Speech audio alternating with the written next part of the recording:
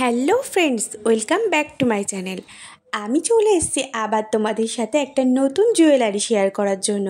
তো এখানে সবার আগেই আমি একটা রাউন্ড শেপের মাউন্ট বোর্ডকে ব্ল্যাক কালারের কাপড়ে ভালোভাবে মুড়ে নিয়েছি। এবার এখানে আমি একটা ক্লে ইউজ করছি। আঠার সাহায্যে ক্লেগুলোকে আমি একে একে বসিয়ে একটা ফ্লাওয়ার শেপ দেব। তো সবার আগে একটা রাউন্ড শেপ বসিয়ে নিয়েছি, তার ওপরে আমি একটা একটা করে পাপড়ি বসিয়ে নিচ্ছি। এবার এখানে আমার ফ্লাওয়ারটা কমপ্লিট হয়ে গেছে। এবার নিচের দিক থেকে আমি কিছু ডাল এবং কিছু পাতা এবং আরেকটা কুঁড়ি করব। খুবই যেহেতু এটা ছোট, সেহেতু আমি খুবই ছোট ছোট সাইজের জিনিসগুলো করেছি। একই ডিজাইনের আমি একটা পেন্ডেন্ট তৈরি করব এবং একটি চোকার তৈরি করব। দুটোতেই একই ডিজাইন থাকবে, একই কালারের উপরেই হবে।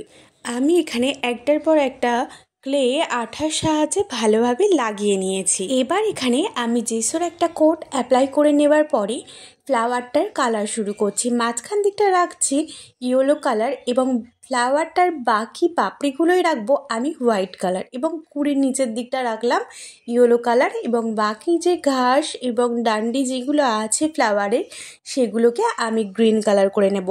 আমি এখানে ফেব্রিক কালার ইউজ করছি, তোমরা অ্যাক্রিলিক কালারও ইউজ করতে পারো।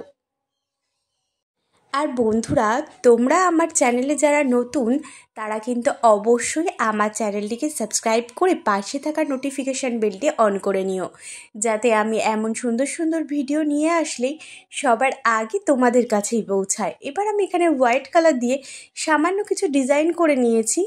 এবার একটা ব্ল্যাক কালারের টার্সেল আমি ভালোভাবে দুই সাইডে জাম্প রিংকের মধ্যে দিয়ে ঢুকিয়ে নিয়ে নট টাই করে নেব, এবং এক্সট্রা থ্রেডটা আমি কাঁচি দিয়ে কেটে যেটুকু অংশ বেরিয়ে থাকবে সেটাকে আঠার সাহায্যে ওখানে অ্যাডজাস্ট করে নেব।